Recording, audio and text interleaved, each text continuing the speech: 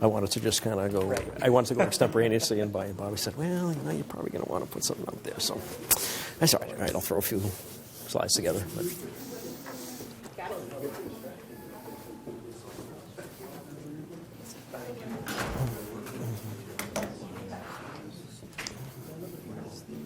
I just need to plug this in, yeah? Other way, I guess. And be 10% smarter than the stuff you're working with. Yeah, kind of. There you go. Okay, there you go. So, right to advance, Yep. left back. Beautiful. Thank you to our cast of thousands. Thank you. Thank you. Thank you, tech gurus. Okay, am I on? Can you hear me? Am I mic? Doesn't sound like it. I can. Check, check, check. Is that better? Green light. Got a green light? Now it's orange. Now it's green. You might need to put it like up farther. Up further? That Okay. one's not nearly as catchy as the other one. Apologize, everyone. Better? Okay. You can hear me rumbling at least, okay. Well, hello everyone. Welcome to the open forum for Larry Bean, the first of our 3 finalists for the VP of Operations and Finance here at the University of Montana. We appreciate everybody coming out this afternoon. First, I want to begin by thanking all the members of the team of UM professionals comprising the search committee and its administrative support. They are all listed on the UM website, and please thank them for all their efforts along the way. Today, we've asked Larry to address the following prompt. Describe a complex fiscal challenge you've managed at an institution, relaying details of the constraints you faced, the actions you took, and the results of those steps. Include information regarding your leadership approach to those challenges and how you make decisions. What would you have done differently? So Larry is going to make his presentation, and once he is done, we will open things up for questions. We're scheduled to go to 5 p.m., so there should be plenty of time for everybody to ask questions. So, a little bit more about Larry. Larry is currently the Vice President of Administration and Finance at Massachusetts College of Liberal Arts in North Adams, Massachusetts. His previous roles include, but are not limited to, VP for Administration and Finance and Chief Financial Officer at Walden Behavioral Care Incorporated in Waltham, Massachusetts, Senior Academic Administrator at University of Massachusetts Medical School, Department of Psychiatry, and Deputy Commissioner and Chief Financial Officer for Commonwealth of Massachusetts, Department of Mental Health. He obtained a Bachelor's of Science in Economics and an Associate Certificate in Finance and Accounting from Northeastern University. He then continued on to obtain a Master's in Business Administration with a concentration in Finance from Suffolk University. During his time in his current position as Vice President of Administration and Finance at Massachusetts College of Liberal Arts, he generated over $450,000 in new revenue with a reorganized event planning unit and summer programming, and closed a $1.2 million operational budget deficit. He also helped reorganize campus facilities operations, which resulted in a personnel savings of 10% while delivering more coverage for both campus and residential areas. Everyone, please join me in welcoming Larry Bean to campus. Great. Thank you very much, Jay. Can you hear me? Is the mic good? Perfect. Thank you. Great. Thanks so much. I've had a wonderful day on campus, meeting with a lot of different constituent groups. Looking forward to continuing that tomorrow. I'm meeting with students for breakfast. I'm very much looking forward to hearing from them. I thought before I jump into the prompt, I may talk a little bit about why I'm here, and maybe give it a little sense for why this position interests me. And some of you folks may have heard it. I've been building my brand and talking about why I'm here in a number of different forms. But I think the mere title of this position, certainly encapsulates the value proposition and what I present as a strong candidate, and was really what attracted me here. I've been an operationally focused finance executive for 20 years. What does that mean exactly? I've taken an intentional deeper dive into learning how all of the operational activities of the units of my organization impact income statements, balance sheets, cash flows. But why is that important? You may ask. All organizations require, resources to fund their missions. In addition, all organizations expend resources to sort of carry out the mandate of their mission. And for the most part, most organizations, have limited resources to which to deliver the services, products, or whatever their missions mandate. So for me, I've carved out a niche where I believe it's also imperative that not only a transparent accounting of these resources and expenses be kept, but more importantly, these ongoing analytical, understanding of sort of the where, the how, the why these resources are used, and how it connects to the organization's overall mission. I think it's more important than just having a general ledger perspective. So this is what I do. It's what I do well, and it's what I've been doing successfully in higher education, healthcare, technology, government services. And I think this opportunity lies directly within the sweet spot of my competencies. I'm, very excited to, have conversations about the challenges that you've been facing, here in Missoula, and maybe offer a different lens and some sort of, hopefully creative solutions to tackling some of these problems.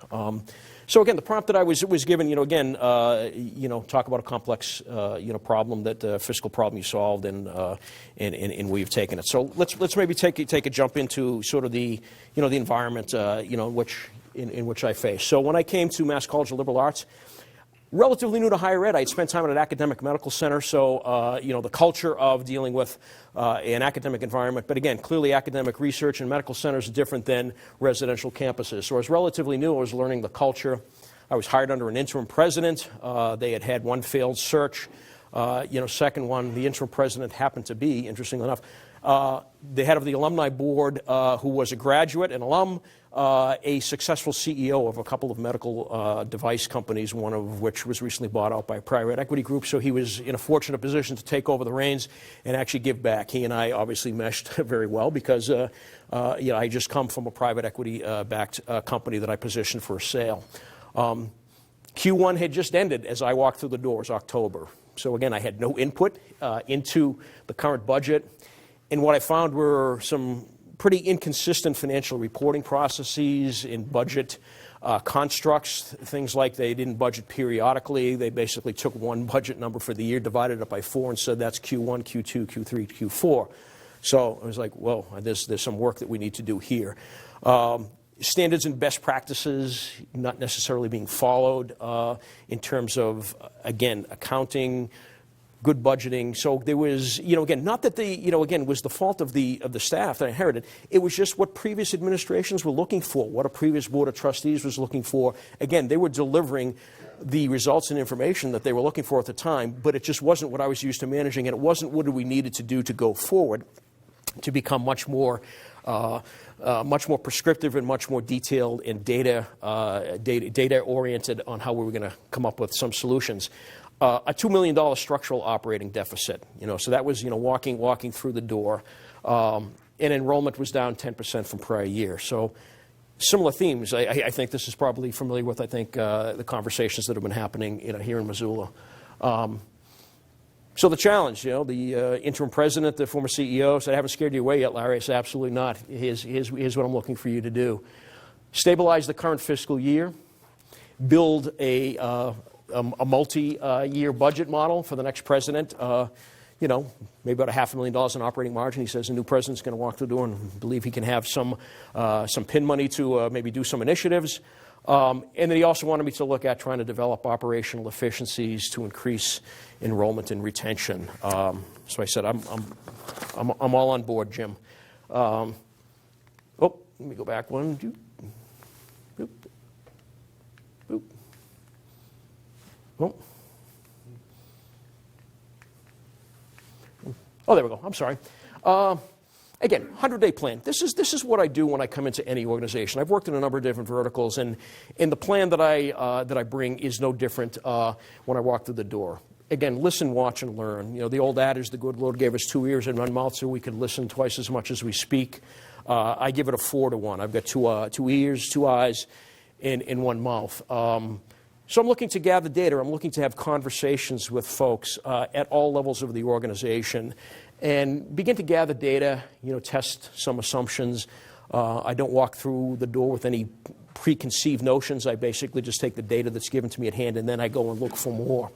I met with constituent groups. Again, staff, I started with the fiscal staff first because this was a fiscal challenge that the prompt was what I was trying to solve.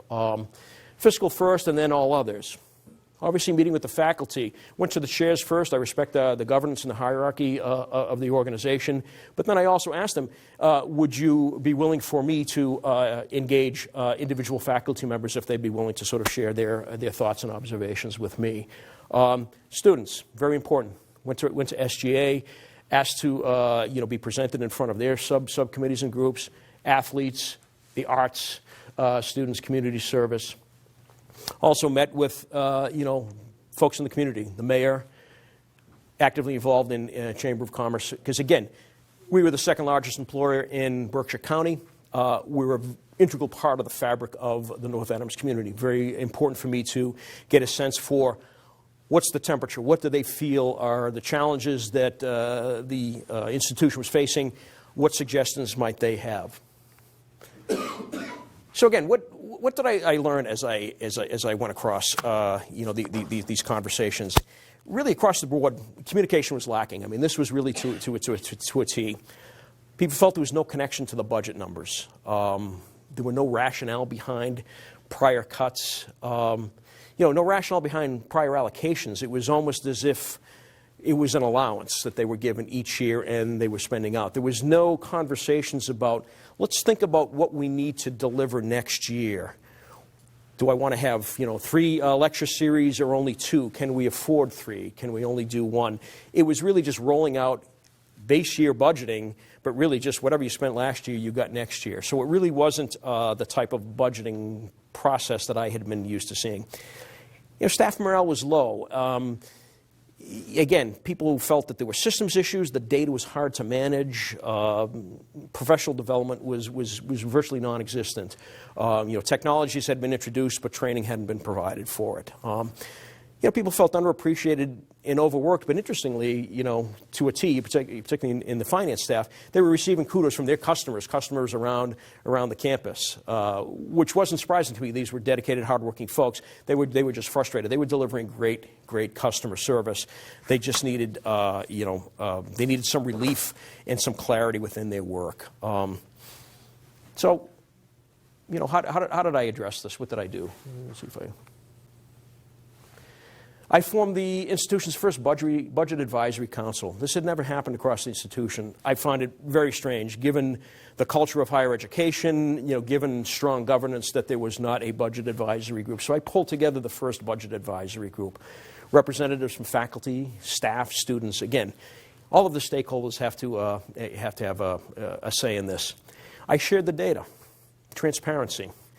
Again, as a long-time fiduciary, the only thing that I have to sell in the marketplace, frankly, is my reputation as a fiduciary, and part of that is being transparent. It's the way I've operated across every vertical I've been in. So again, it was really about opening the books. And again, actively soliciting their feedback. Once I kind of shared information with them, and part of that information sharing was talking about sort of the concept of budgeting 101. Again, conversations that had never happened with them before. Talking about my philosophy on budgets, how budgets really only depict how resources are allocated. Budgets are not going to solve problems for you. It's not the magic elixir, the budget will solve it for us. No, the budgets depict how the resources are allocated. And those resources in your budget should align with your strategic plan. There was a strategic plan in place when I came to MCLA. The new president has now embarked us on a pathway for a new strategic plan. So again, budgets and resources will be aligned with the strategic planning process. And 2 of the key themes, obviously, for our strategic plan is enrollment and retention. So common themes I think you're hearing here. But also, when all available resources are allocated, the higher priority should have received resources first. So again, just getting back to basic concepts and conversations that had never happened with folks on this campus. So after, again, meeting with this budget advisory group and soliciting them, what do? We take it on the road, all right? Forums. I was out there, visible across the campus, faculty forums, department meetings, brown bag luncheons, SGA meetings, the union break rooms. My first faculty forum, interestingly, I go and I show a couple of slides that I was going to show in my former colleague, the Vice President of Academic Affairs. I had lists of all of the departments, the academic departments, and I sort of had their budgets and sort of what was proposed. And she said, well, you can't show that. And I said, what do you mean I can't show that? I said, I'm the CFO. I mean, how can I not show that? She said, well, they've never seen that before. I never showed that. And I said, if our sort of humanities subjects, sort of chalk and talk, I guess, have lower budgets than our STEM subjects, and there's a concern about that they don't understand that consumables and lab supplies, warrants a larger budget than, maybe that are need less resources, then we have different conversations we have to have. So after I'd shared that, the faculty, it was like, wow, we had never seen this before. People were reaching out to me. They were inviting me again, to more luncheons, department meetings, again, to have conversations about the budget. So again, it was about communication, being transparent with the numbers, something that was refreshing to them because I don't know any other way to operate, frankly. We're all part of this institution. We all have to be transparent, I think, in the numbers that are public. We're a public institution. So it was important for me, to do that. One of the other things that was part of this, the dollars are in the details. My job in sort of some of the management and the leadership styles that I bring in solving this particular problem, but is about interpreting the language of finance. Us finance people, we like to talk ROIs and GASBs and GAPs and all kinds of great and acronyms that, the layperson is not going to understand. And frankly, it's not your job to understand it. You're masters of your own discipline. It's my job to interpret the language of budgets for them. So talking about sources of revenue, state tuition, fees, auxiliary endowment, again, concepts that, again, some people may have been aware of, but a lot of folks, it's just, they got a budget allocation, that's what it was, and they had to manage within it. Restricted versus non-restricted. They'll look at our financial statements on our website and say, look, I see net assets. There's $90 million there. Again, having the conversation with that there are restricted net assets that may be in a building. I don't have the ability to turn that asset into cash because it's the Commonwealth's building. We're just a user agency. But again, interpreting the language, getting people comfortable with the numbers is part of my job to be effective and an effective leader. Areas of expense we talked about, fixed versus variable, operating versus capital. All very important for them to get comfortable with the information that we're presenting with them. Plant, human capital, overhead, all of the, the different nuances of the budget. Concepts like net student revenue. Again, why that is important, when we look at recruitment. If I need to discount for an out-of-state student who has a potential to yield because he's a lacrosse player from the Mid-Atlantic states, that's why I need to see what is the potential net student revenue for, from that particular student. Looking at program margin, looking at institutional margin. Again, bringing it back down to where people can feel comfortable with the language, comfortable with the numbers, that revenue less expense gives margin. I can't change that sort of law of basic arithmetic. And if you have more programs that don't generate margin than you have that do generate margin, you don't have a viable institution and you have negative institutional margin. And that's just not sustainable. So again, these were conversations that had never occurred, and I don't know why, but it was important for me as a way of building trust and how we get to the next step. Well, so this thing's kind of jumping ahead. There we go. How do we get there? So again, talking about the next budget cycle. So I came in at the end of Q1, kind of doing my road shows. Now, after the holiday period, we're smack in the middle of the budget. And how do we now begin solving the problem for this fiscal year, but really more importantly for next year, because I was looking at kind of a 2-year window. So I was trying to introduce the concept of core. So really, what's that? It's really about what's required to deliver core content, core academic content, student life content, residential, administrative, and plant. And the reason why I wanted to engage those conversations with folks is that in my listening, in my tour, and my feedback that I'm receiving, like chemistry, for example, they're saying, Well, we have to save in our budget because we have to buy, microscopes at the end of the year. And I was like, time out. I mean, that made no sense to me.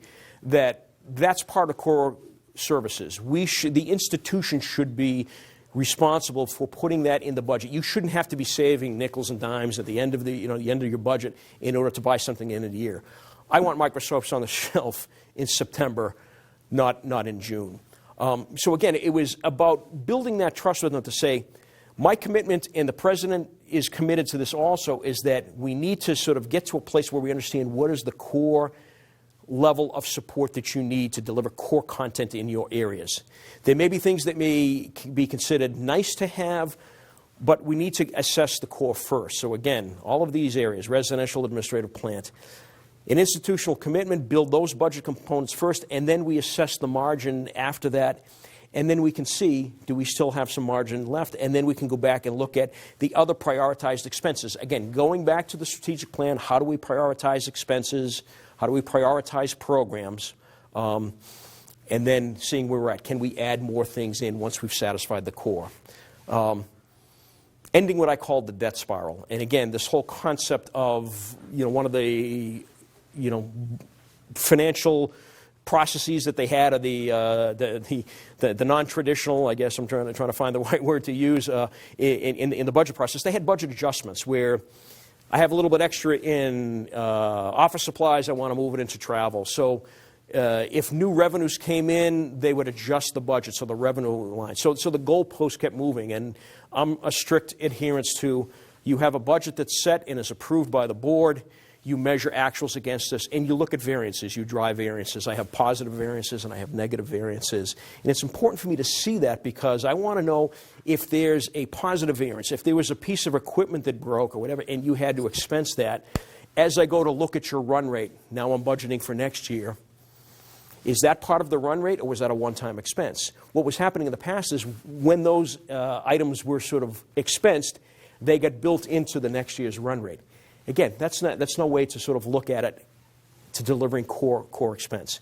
Same thing with negative variances. I needed to know, were things silting up because you planned on something that didn't happen? Is it going to happen next semester? Is it going to happen next year? Again, let's talk about these. Let's be planful about how we think about our expense budgets from semester to semester, year to year. So again, driving budget variances, that's how cash is going to silt up through the organization. And that's where we're going to be able to use it to maybe redeploy, again, to address some of those priorities on the list. Other things that we can do differently, again, it wasn't all about, looking at cuts and budgets and solving that. There's other ways that I, brought redesigned thinking, I think, to my organization. I call it sort of talent management versus human resources. Retirements, growth for existing equals growth for existing staff. What do I mean by that? Every time there's a vacancy, I look at that as an opportunity. And what I mean by that is I think every vacancy should be, a pause should be taken when there's a retirement, when there's a vacancy. I've put a pause on that. Let's not immediately backfill that. Let's not knee-jerk that.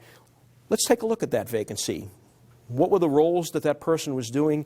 How are they changing? Are those going to be the same roles that we need for this year, but also for the next several years? Has technology changed the way that we look at whatever position this person is doing? So again, retirements were created, growth for existing staff. I had a fiscal director retire. I was able to take 3 individuals, elevate them. I created a budget director. I created an accounting director. I created a procurement director. And now I elevated them, and then I charged them with relieving themselves of some of the transactional activities, and we backfilled. We've created career opportunities for an entry-level, accounting person. So again, gives people an opportunity. I wasn't going to parachute in another fiscal director. It gave me an opportunity to really look at that, that position a little bit more dynamically. It does create some succession planning. It allows you to build a bench by not parachuting in from the top, by sort of growing from within. It allowed us to do some cross-training and start down the path of a shared service model, which is, again, making it a more dynamic, cross-functional fiscal team rather than folks that were just siloed in one particular discipline. So again, it allows some redundancy within the department. It also allowed for people to, go on holiday and not come back to, stacks of paperwork. Again, talked about creating entry levels for new staff. One of the other things that, are creating, silting up free cash, reinventing obsolete operations. The changing face of mail service, shipping in copiers. Again, I had 2 retirements, one in shipping and receiving, one in my mailroom. Again, they were 2 disparate, smaller operations. Didn't need to keep shipping and receiving. I was able to sort of move and consolidate and hire one individual who could manage both. Many of the large, parcels and stuff, and again, this institution is a little bit larger, so it's a matter of scale. But again, what are we seeing now? Not a lot of individual mail coming to folks, but mostly Amazon bundles coming for students. So that could be managed where the mailroom was. I didn't need to keep the shipping and receiving operation. Any large pieces could go over to the facilities where they had a forklift there. So again, looking at that, copiers is another thing that we're in the process of looking at creating more multifunction machines across the institution, removing some of those expensive local desktop peripherals, inkjet, again, consumables, very expensive. Some of these things are not networked. It allowed me to sort of get these multifunction machines, really get a handle on, set the defaults to black and white, which is another thing people didn't realize how much they were printing in color. Again, so little things like this can really, make a difference, in the bottom line or some savings. It's a culture change. It was a required education, required sort of some hand-holding and sort of reassurances that, you're not going to be left holding the bag, but you may have to go down the hall sometimes, or you may have to walk to the next office. Again, we were very receptive and responsive to the needs of the individual folks who are going to be impacted. Vendor consolidation for supplies. Again, I know you have Staples here in town. We have Staples there, but there's another company that was able to provide office supplies and deliver them directly to the office in which they order them. So again, my procurement manager created an online order form for folks to go into. It immediately charged directly to the department, and again, they were able to see an accounting of the supplies that they were ordered, hit the general ledger, and again, no more did we have to order in inventory stockpiles of cartons of paper and office supplies and things like that. We were able to do the same thing for janitorial supplies. This company was able to give us preferred pricing on the janitorial supplies for our custodial services. Again, delivering directly to the building where they needed to house those. And we didn't have to stockpile anymore, so sort of just-in-time shipping. Moving EFT to paper checks, another sort of process improvement. We were cutting a lot of checks. It was taking a lot of time for my staff to sort of process and either use the rubber stamp or, I couldn't believe how many checks I was still signing when I walked through the door. Again, making the changes, sitting down with our staff, talking about how do we enable behind the scenes in our general ledger system the capabilities to, when we go to hit and we do check runs, EFTs go out. Saves us money, saves us time, saves less processing. Adopting electronic procurement process. I talked to some folks on campus that you've already implemented that here. I think that's great. It was a big problem for us. They were paper requisitions that were all over the place, and then purchase orders that needed to be signed. Department chairs would go on holiday. Again, calls were all the time. Where's that purchase rec? My staff spent a lot of time answering phones, chasing down paper. This system now allows people who make a requisition to go in and see where is it in the hierarchy of approval. Oh, it's sitting in someone's inbox. They can now pick up the phone or tickle them with an email to say, hey, Dean Shook, can you please approve that? We really need to get that ordered. So, again, little things about using a different lens, experiences I've had in other organizations and bringing them, to process improvements. Process improvements do a couple of things. I think they really make the staff's lives a little bit easier. It makes their morale, it boosts their morale, I think. So there's what I call sort of the direct and the indirect savings. So another thing, using technology to drive free cash. This is another improvement that I brought in. Financial aid leveraging software. Again, this informed net student revenue by program. Talked about, again, looking at who's in the enrollment pipeline. We just launched the men's lacrosse program. Mid-Atlantic states are big on lacrosse. Again, allows me to say if I offer more robust discounts to these students, lax players in the Mid-Atlantic states, what's the propensity for them to yield? So again, using those technologies that are going to drive drive enrollment, targeting recruiting resources to those areas, depending upon what the data is telling us.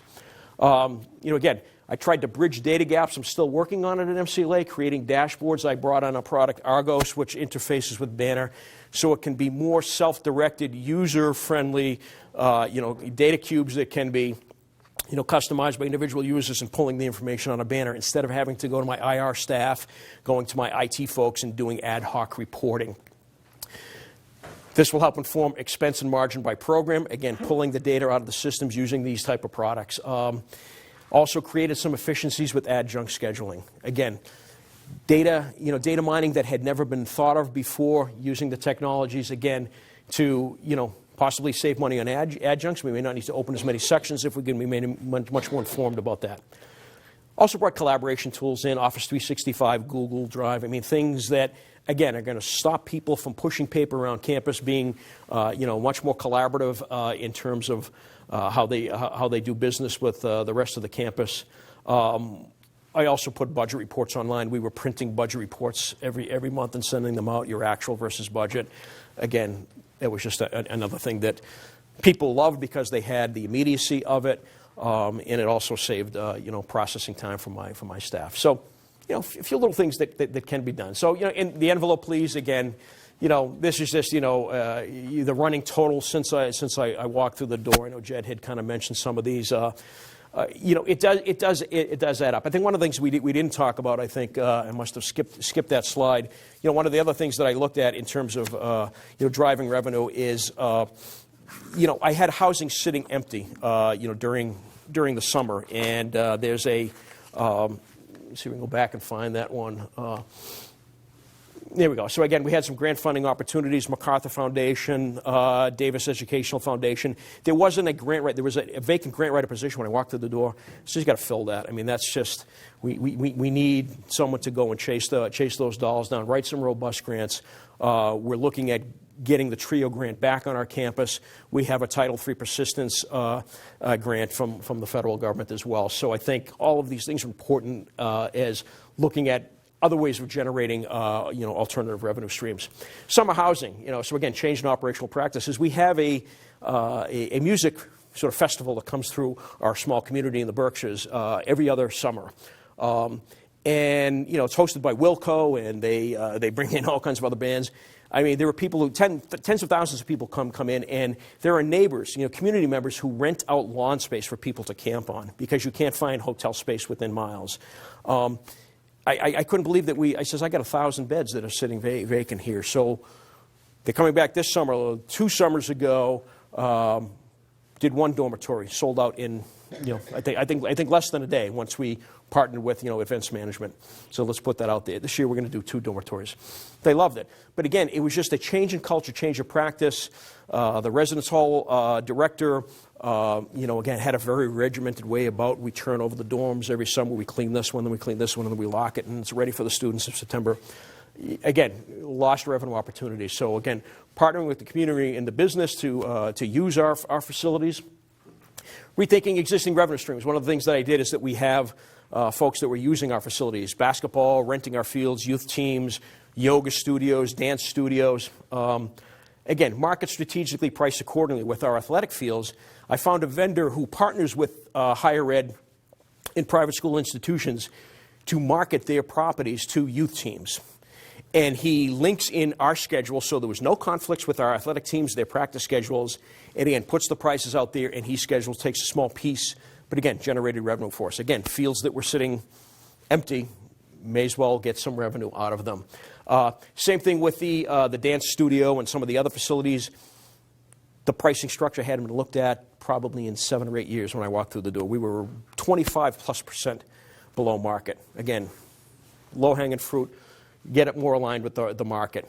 One of the things that I looked at, again, in the spirit of I have a lot of beds that are kind of sitting there, I brought forward to my academic folks the concept of free housing if someone was enrolled in the summer term with 6 credits, financial aid eligible.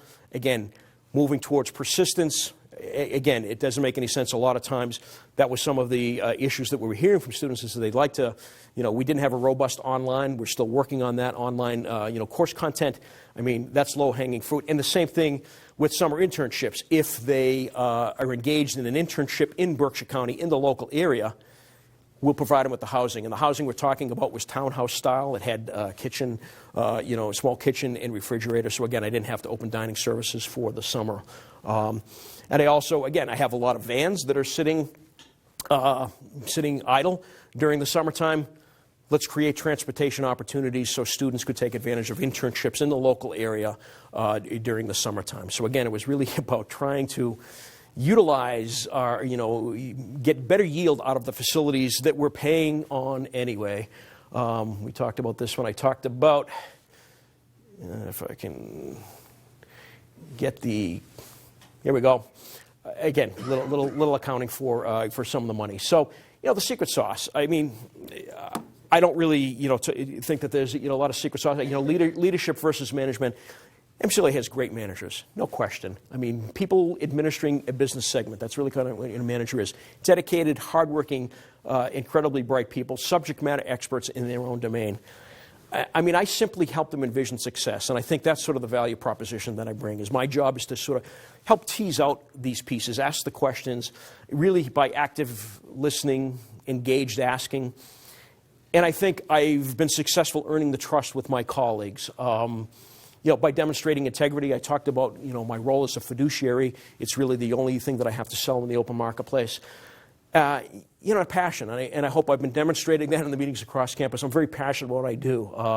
I love working in higher ed. I wish I had kind of, segued into this vertical maybe a number of years ago. I've recently had the opportunity to see it. I just graduated, moved two sons who just graduated from the University of Utah down in Salt Lake City over the last couple of years. So I've been able to see higher ed through their eyes and see their experiences at a doctoral research institution. So again, I'm very passionate about what I do, and I think I've been able to earn that trust with my colleagues. But I think it's also about, a transparency and calculated risk, being open to change, being willing to have the conversations with people to say, have we thought about a different way of doing it? It's okay if we kind of model it out. Let's walk down the path.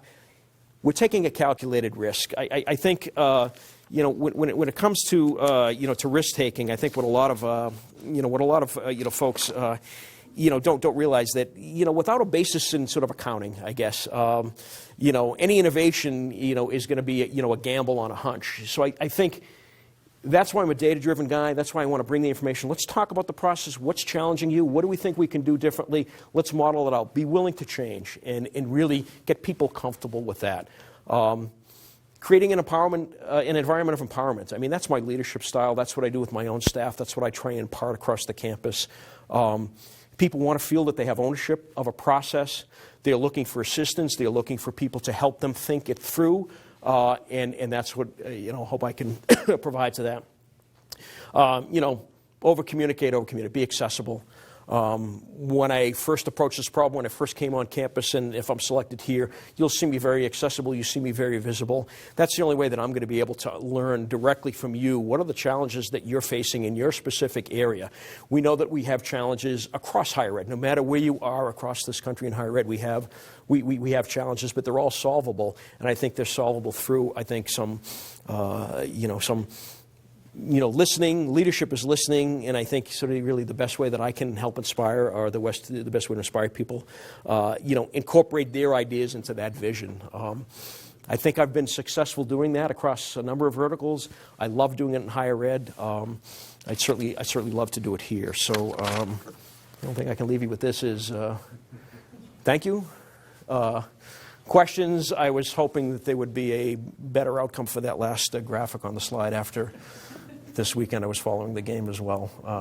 So thank you. I'd like to open it up. Any questions that I can answer about?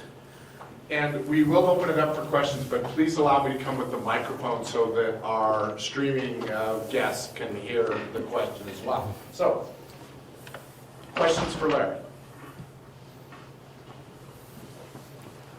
Okay. Rick Curtis. Hi Larry, welcome to the University of Montana. Thank you.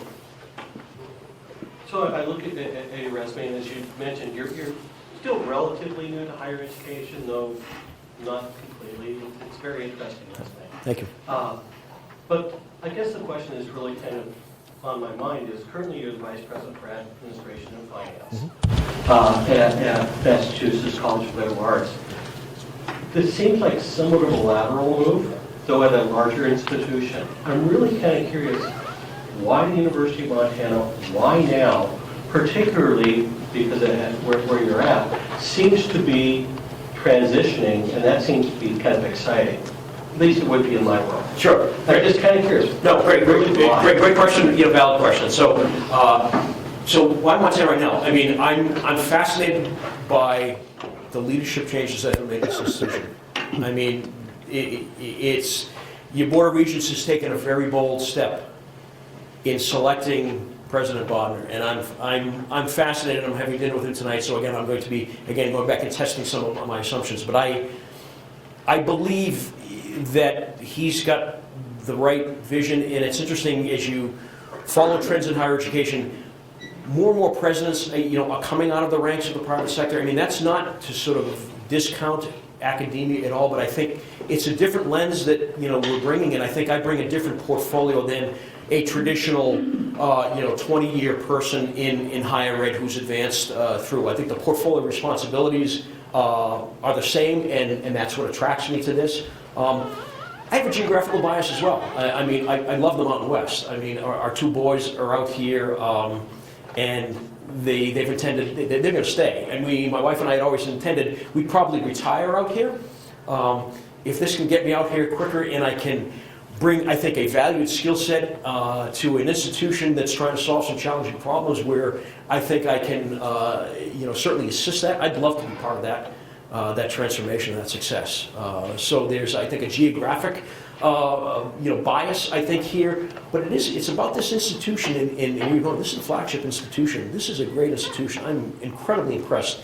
And all of the folks that I've met over the course of today, and I think when I look, Kevin took me on, tours. I mean, you read a lot of stuff that's out there. Why people selecting Bozeman versus Missoula. Oh, the facilities are better. I mean, Kevin gave me a tour, and I showed the portfolio that was here. Fabulous, fabulous. I look at some of the academic credentials of the staff, the faculty here, are tremendous. I think it's about telling the story. I want to be part of the evangelization of this institution. There's a lot of good things. I'm not sure that the message is getting out, and that's one thing I'm going to talk to the president about tonight, is about how do you get that message out? How do you talk about the great things? Boy, we see some grants. That's one thing we take pride in at the MCLA, is that we're constantly, tweeting things out and getting messages out about faculty did this, student success with that. I think that's the buzz that you can create. I'd love to be part of that. So I think it's the challenge, it's the geographic preference, but I think it's all tied up, and I think you've got some exciting leadership here, and I think I would complement them well. So I hope that makes sense. Hi Larry, Jeff Snyder, Student Affairs IT. Hey Jeff.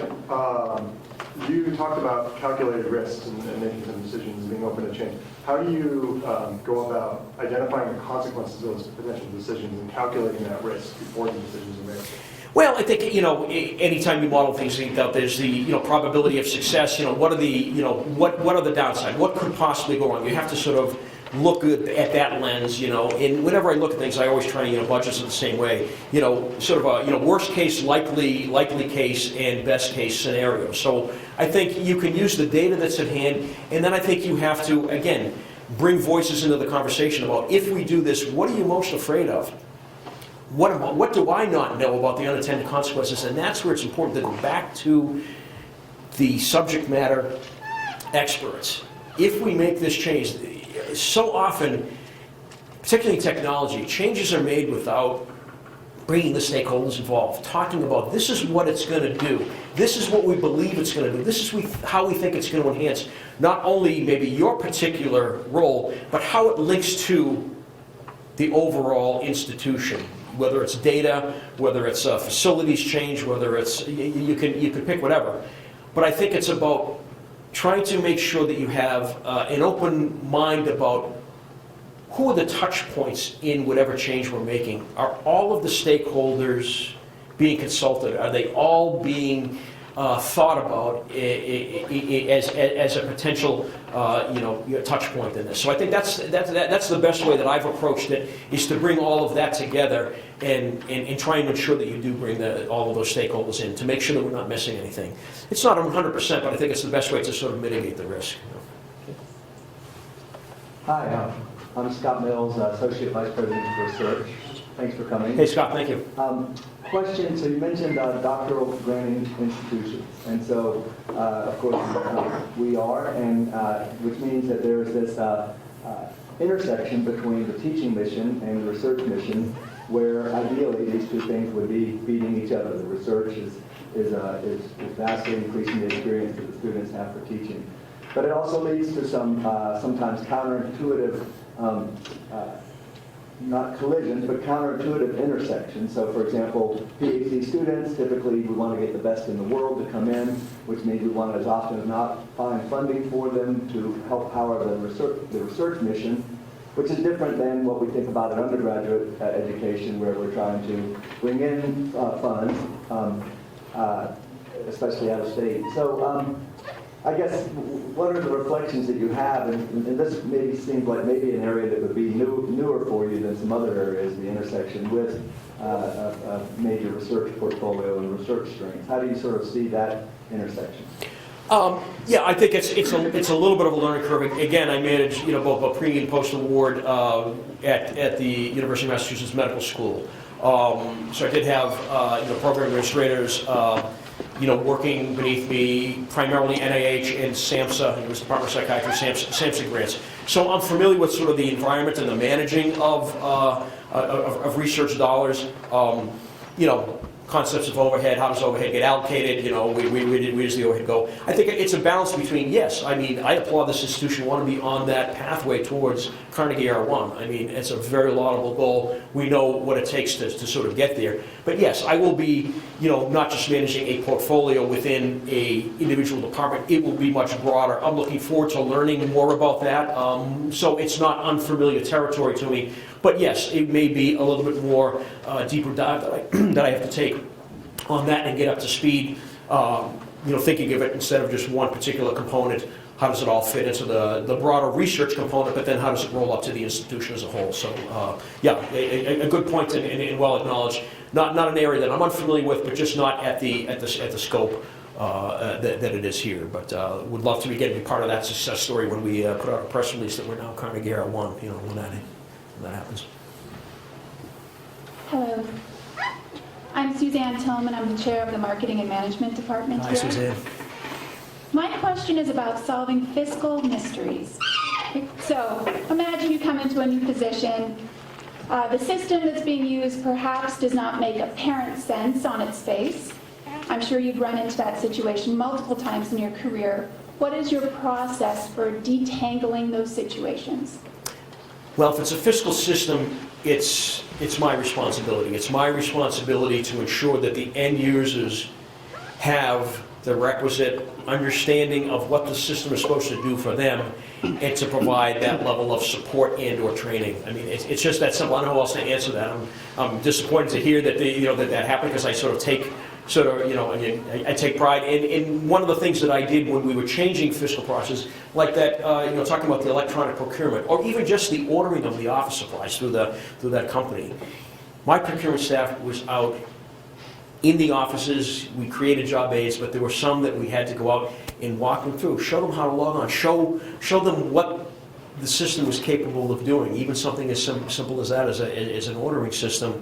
But that's our job, because we were the owners. We were the ones that created the initiative. We believed that it was going to create the efficiencies that we were going to be looking for. So the onus is on us to make sure that the end users are going to get the type of service experience that we intended all along when we launched the project. Yes.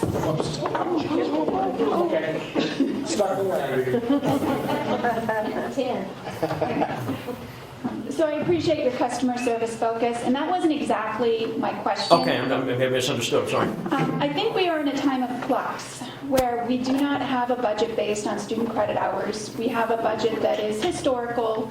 Of course, with constrained resources, administration is trying to make very difficult choices. but often it seems as if we are receiving information after the fact. And I just wonder how you handle difficult situations when you come into a new position. I think, again, going back to, being accessible, being transparent, again, I can't apologize for past practices. All I can do is about, this is what I do going forward. Again, being accessible to you, let's talk about what are the specific issues you're facing. Receiving information after the fact, well, I think that's something that can be easily remedied if it's information that's coming from my sector. That's sort of the guarantee that if it's coming from my sector and other folks are receiving it timely, why aren't you receiving it timely? And if the institution isn't receiving timely, why is that? Maybe there's something, from above. But I think it's just about, clear communication with you, setting very clear expectations with my staff about, what we need to deliver. And again, we're overworked. Listen, I've had great conversations with the fiscal staff. A lot of times things that can be solved in any sort of administrative processes, there are things that we maybe don't need to be doing, and I think maybe it wasn't in this form, talking about, it's state finance law says we can't do that. Well, no. I mean, again, I've been around 3 different, agencies at senior levels. State finance law doesn't say that. I mean, that's sort of urban myth. Well, Jerry told me we needed to do it this way. Well, Jerry retired 10 years ago. Those type of things. Well, again, if we're doing something because our policy says we have to, that's important. Our auditors come in and they audit us against internal controls. They audit us against our policies. One of the things I take pride on, every organization I've been in my entire career, I've had clean audits, both public and private. Again, the only thing I have to sell in the open marketplace is my reputation as a fiduciary. So, if our policies don't match current business practice, you've got to change the policy, right? I would assume with this role that I have the ability, through whatever governance is established, to change the policy to meet current business practice. And that way we can maybe stop doing some things that we're doing just because it's what we've been doing for a while, or we feel that we have to do it because our policy says we have to do it. It may not meet the needs of the institution this time. Those are the questions that I will be asking if I'm selected. I will be, like I said, an active, an engaged listener, but an active questioner, because these are the questions that I'm going to want to know for me to sort of formulate my plan on how we would tackle these, these challenging problems. So. Well, that was a great segue. I'm Kathy Bergmeyer, I'm the Director of Internal Audit. I will tell you, sometimes we are not in control of all our policies because we are a state institution, so I will let you know that. So I guess in listening to you talk and I worked at the university I'm in my 38th year, so I've been around a long time. Value service. You then talked about, we're in a difficult time right now, and we've been in a difficult time for a good 5-6 years. So some of us have been around, a lot of things we've done, kind of the revenue enhancement, the cost savings things, and we're down, and it's going to be hard. And most of the things that we need to do now are going to take money to get fixed. So how do you, when people are already, it's like, yes, it's going to take time and money, and that's a luxury we really don't have at the moment. We're all working excessively hard and trying to just keep things going. So how do you approach that? I go back to sources of revenue. What was one, right? What was one? Some tuition fees. Again, the white elephant in the room, I think, the president, I think, and I applaud him for his transparency and sort of being willing to, and that's what I'm hearing, is that, we've heard this before, but we really believe now that there's someone who's now going to have the difficult conversations that need to happen, and it's, you have an enrollment problem. Let's put it this way, you have an enrollment that doesn't meet your current, operating structure. There are other ways, again, you can, try and save on expenses. You can't cut your way to growth. I mean, that's one thing that I've been in many organizations. It's not a way to go. You can try and stabilize and become as efficient as possible while you work toward strategies that are going to drive enrollment and drive retention. I'm a big bugaboo with retention, frankly. I believe in enrollment, absolutely. But to me, if you moved 5 percentage points, 10 percentage points on your retention, that's real money. And I want to know what's happening. Why are students leaving? Do we have good data on what it is? Was it academic? Again, I go right to the place. How many transfers? Are people transferring from here?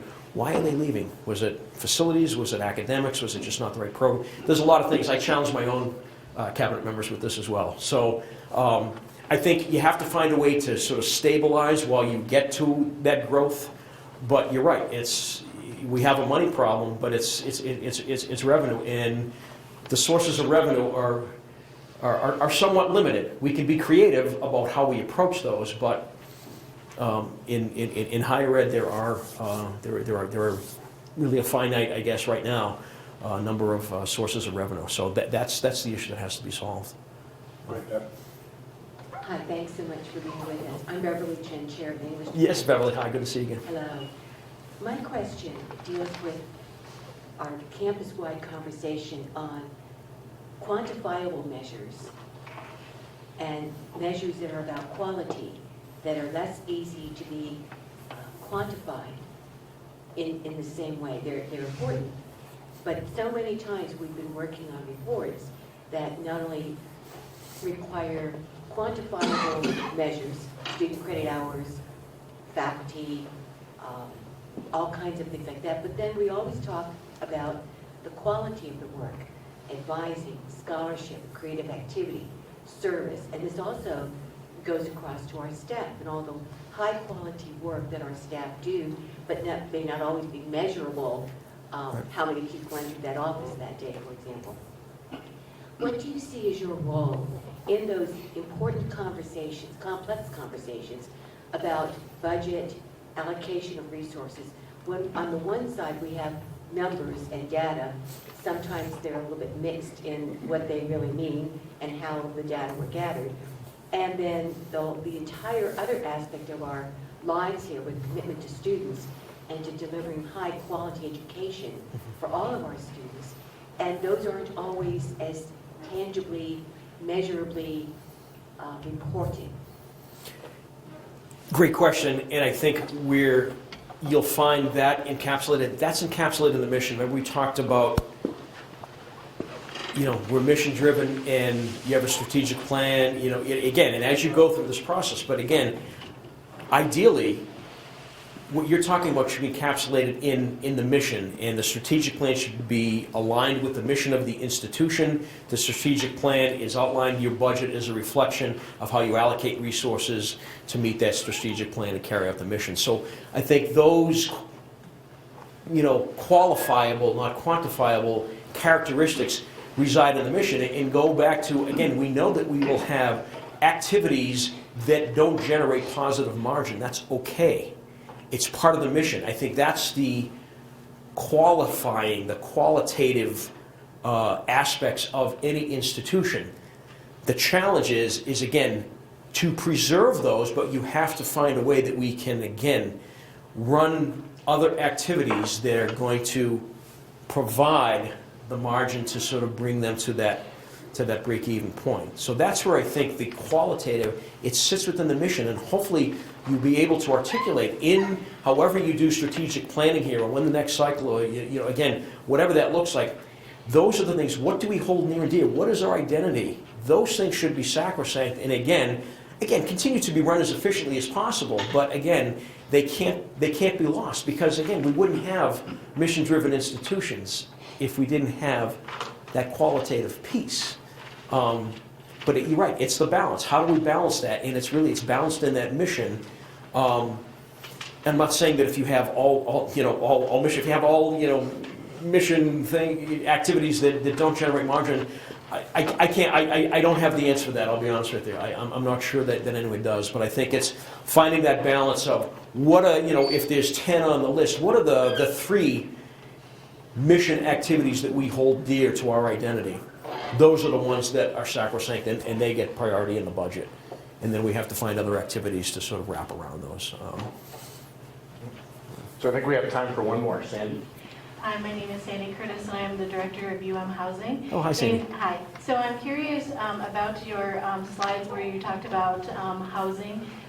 Traditionally, residence halls over the course of the summer at most institutions actually function for camps and conferences so that they can actually make some money, actually to reduce the rates for students who are going to live in the residence halls.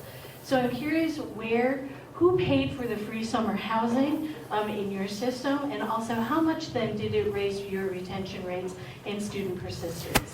We've just embarked on that, so we don't have data on the retention rates. We don't have robust summer conferencing. And that's one of the problems. This was one of the first entrees that I made to kind of say, what? I have empty beds, why can't we utilize them? This was an easy way to use them. I'd love to have robust summer conferencing programs. Again, come to the beautiful Berkshires in the summertime. I mean, again, right, Tanglewood, Jacob's Pillow, I mean, all great things. We just don't have that component, operationalized yet. So I was looking for some immediate low-hanging fruit, and when I heard about this festival that came through and people, parking, camping on people's lawns, I'm like, well, this is a no-brainer. So I think we treat auxiliary a little bit different, I think, than you do here, and I think that's another one of the nuances. Yes, it would be great to reduce, housing rates for the students.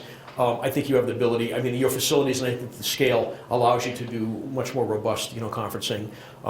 But to me, it just made sense to sort of let's put some yield here if it's going to help some student persist, if it's going to give them the opportunity for a high-impact practice. It's just sitting there vacant.